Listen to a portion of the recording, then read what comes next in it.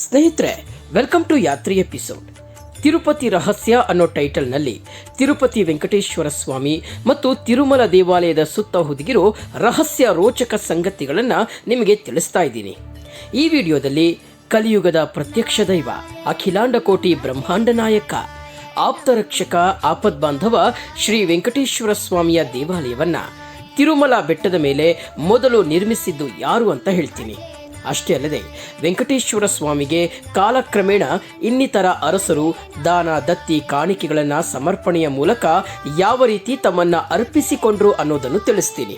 ಸ್ನೇಹಿತರೆ, ವಿಡಿಯೋ ಮುಂದುವರಿಸೋಕ್ಕೂ ಮುನ್ನ ನೀವಿನ್ನೂ ನಮ್ಮ ಯಾತ್ರಿ ಎಪಿಸೋಡ್ ಚಾನಲ್ಗೆ ಸಬ್ಸ್ಕ್ರೈಬ್ ಆಗಿಲ್ಲ ಅಂದರೆ ಈಗಲೇ ಆಗಿ, ಮುಂದೆ ಹಾಕುವ ಎಲ್ಲ ವಿಡಿಯೋಗಳನ್ನು ವೀಕ್ಷಿಸಲು ಬೆಲ್ ಐಕಾನ್ ಒತ್ತಿ.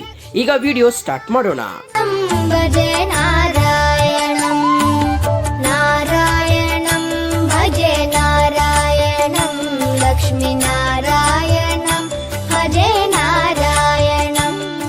ತೊಂಡಮನ್ ಚಕ್ರವರ್ತಿ.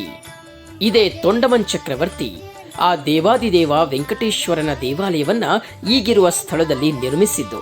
ಸ್ನೇಹಿತರೆ, ಅಷ್ಟಕ್ಕೂ ಈ ತೊಂಡಮನ್ ಚಕ್ರವರ್ತಿ ಯಾರು ಅನ್ನೋದನ್ನ ನೋಡೋಣ. ಬ್ರಹ್ಮಾಂಡ ಪುರಾಣದಲ್ಲಿ ತಿರುಪತಿ ವೆಂಕಟೇಶ್ವರನ ದೇವಾಲಯದ ಬಗ್ಗೆ ಉಲ್ಲೇಖ ಇದೆ. ಇದರಲ್ಲಿ ಹೇಳಿರುವ ಹಾಗೆ, ಚೋಳ ರಾಜ್ಯದ ಗೋಪಿನಾಥ ಅನ್ನುವ ಬ್ರಾಹ್ಮಣನೊಬ್ಬನು ಕೃಷ್ಣನ ಭಕ್ತನಾಗಿದ್ದ. ಒಮ್ಮೆ ಶ್ರೀಕೃಷ್ಣನು ಗೋಪಿನಾಥನ ಕನಸಲ್ಲಿ ಬಂದು ತಾನು ಶೇಷಾಚಲ ಬೆಟ್ಟದಲ್ಲಿ ಶಂಖಚಕ್ರ ಗದಾಧಾರಿಯಾಗಿ ಮಣ್ಣಿನ ಹುತ್ತದಲ್ಲಿ ಇರೋದಾಗಿ ತಿಳಿಸ್ತಾನೆ. ಕೂಡಲೇ ಶೇಷಾಚಲ ಬೆಟ್ಟಕ್ಕೆ ತೆರಳುವಂತೆ ಹೇಳ್ತಾನೆ. ಅಷ್ಟೇ ಅಲ್ಲದೆ ಮಾರ್ಗ ಮಧ್ಯೆ ಸಿಗೋ ರಂಗದಾಸ ಅನ್ನುವ ಮತ್ತೊಬ್ಬ ಭಕ್ತನನ್ನ ಜೊತೆಗೇ ಕರೆದುಕೊಂಡು ಹೋಗುವಂತೆ ಆಜ್ಞಾಪಿಸ್ತಾನೆ. ಶ್ರೀಕೃಷ್ಣನ ಆಜ್ಞೆಯ ಮೇರೆಗೆ ಗೋಪಿನಾಥ ಶೇಷಾಚಲಕ್ಕೆ ಬರ್ತಾರೆ. ಈ ವೇಳೆ ಮಾರ್ಗ ಮಧ್ಯೆ ಸಿಗೋ ರಂಗದಾಸ ಅನ್ನುವ ಮತ್ತೊಬ್ಬ ಭಕ್ತನನ್ನ ಗೋಪಿನಾಥ ತಿರುಮಲೆಗೆ ಕರ್ಕೊಂಡು ಬರ್ತಾರೆ. ಹೀಗೆ ಇಬ್ಬರು ಶೇಷಾಚಲಕ್ಕೆ ಬಂದು ಹುತ್ತದಲ್ಲಿ ಅಡಗಿದ್ದ ವೆಂಕಟೇಶ್ವರ ಸ್ವಾಮಿಯ ಮೂರ್ತಿಯನ್ನ ಹೊರತೆಗೆದು ಮರದ ಎಲೆಯಿಂದ ಆಶ್ರಯವೊಂದನ್ನು ನಿರ್ಮಿಸಿ ಸ್ವಾಮಿಗೆ ಪ್ರತಿನಿತ್ಯವೂ ಪೂಜೆ ಮಾಡಲು ಶುರು ಮಾಡ್ತಾರೆ. ಹೀಗೆ ದಿನಗಳು ಉರುಳುತ್ತೆ. ನಾರಾಯಣಂ ಭಜೆ ನಾರಾಯಣಂ.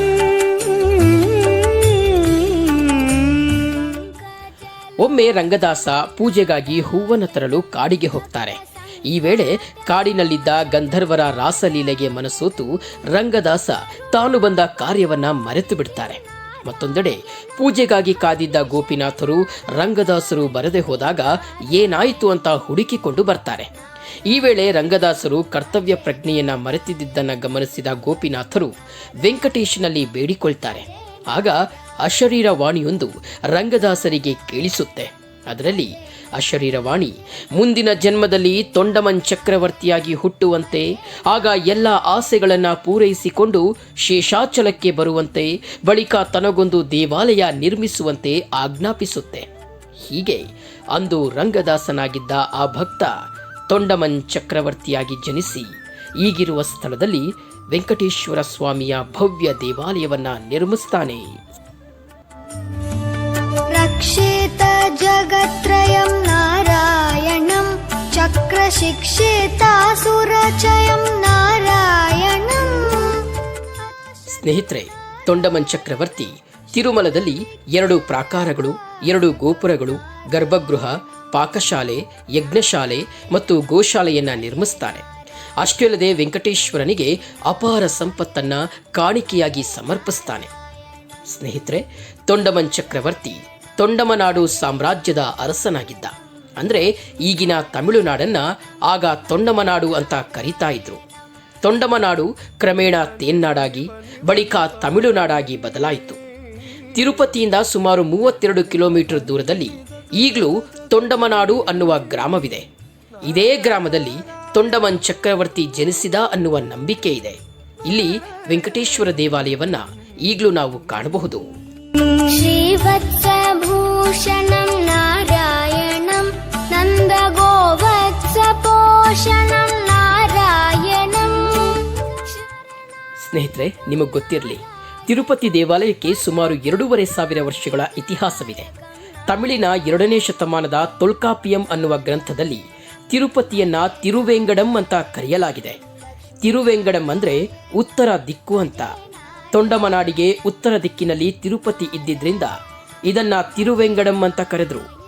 ಅಷ್ಟೇ ಅಲ್ಲದೆ ಕ್ರಿಸ್ತಪೂರ್ವದಲ್ಲಿ ರಚನೆಯಾದ ಸಂಗಮ ಸಾಹಿತ್ಯದಲ್ಲೂ ತಿರುಮಲೆಯ ಉಲ್ಲೇಖವಿದೆ. ಇದರ ಜೊತೆಗೆ ದ್ರಾವಿಡ ಗ್ರಂಥ ಸಿಲಪದಿಕರಂನಲ್ಲೂ ತಿರುಪತಿ ದೇವಾಲಯದ ಬಗ್ಗೆ ಉಲ್ಲೇಖಿಸಲಾಗಿದೆ. ಹೀಗೆ ಸಾವಿರಾರು ವರ್ಷಗಳ ಇತಿಹಾಸ ಹೊಂದಿರುವ ತಿರುಪತಿ ದೇವಾಲಯಕ್ಕೆ ಪಲ್ಲವರು, ಚೋಳರು, ವಿಜಯನಗರ ಅರಸರು, ಮೈಸೂರು ಅರಸರು ಸೇರಿದಂತೆ ನೂರಾರು ಅರಸು ಮನೆತನಗಳು ಕಾಲಕಾಲಕ್ಕೆ ಕಾಣಿಕೆಗಳನ್ನು ಸಮರ್ಪಿಸಿದೆ.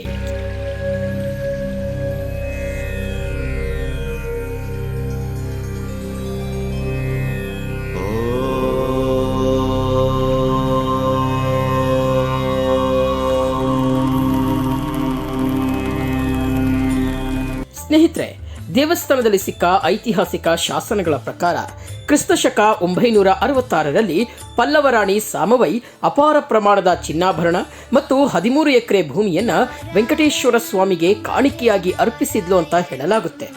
ಇದರ ಜೊತೆಗೆ 10ನೇ ಶತಮಾನದಲ್ಲಿ ಚೋಳರು, 14-15ನೇ ಶತಮಾನದಲ್ಲಿ ವಿಜಯನಗರ ಅರಸರು, ಅದರಲ್ಲೂ 16ನೇ ಶತಮಾನದಲ್ಲಿ ಶ್ರೀಕೃಷ್ಣ ದೇವರಾಯರು ವೆಂಕಟೇಶ್ವರ ಸ್ವಾಮಿಗೆ ಲೆಕ್ಕವಿಲ್ಲದಷ್ಟು ಕಾಣಿಕೆಗಳನ್ನು ಅರ್ಪಿಸಿದ್ರು ಅಂತ ಇತಿಹಾಸ ಹೇಳುತ್ತೆ. ಇದರ ಜೊತೆಗೆ ನಮ್ಮ ಮೈಸೂರು ಅರಸರು ಸಹ ಚಿನ್ನದ ಸಿಂಹಾಸನ ಸೇರಿದಂತೆ ಅಪಾರ ಕನಕಾದಿಗಳನ್ನು ಅರ್ಪಿಸಿದ್ದಾರೆ. ಸ್ನೇಹಿತರೆ, ಬ್ರಿಟಿಷರು ಸಹ ವೆಂಕಟೇಶ್ವರ ಸ್ವಾಮಿಯ ದೇವಾಲಯಕ್ಕೆ ಯಾವುದೇ ತೊಂದರೆಯಾಗದಂತೆ ನೋಡಿಕೊಂಡಿದ್ರು. ಇವತ್ತಿನ ಈ ವಿಡಿಯೋದಲ್ಲಿ ತಿರುಮಲೆಯ ಮೇಲೆ ವೆಂಕಟೇಶ್ವರ ಸ್ವಾಮಿಯ ದೇವಾಲಯ ಹೇಗೆ ನಿರ್ಮಾಣವಾಯಿತು ಅಂತ ಹೇಳಿದ್ದೀನಿ. ಮುಂದಿನ ವಿಡಿಯೋದಲ್ಲಿ ತಿರುಪತಿ ರಹಸ್ಯದ ಮತ್ತೊಂದು ವಿಡಿಯೋ ಜೊತೆಗೆ ನಿಮ್ಮನ್ನ ಭೇಟಿಯಾಗ್ತೀನಿ. ಹೋಗ್ಬರ್ತೀನಿ. Take care. ನಾರಾಯಣಂ ಭಜೆ ನಾರಾಯಣಂ ಲಕ್ಷ್ಮೀ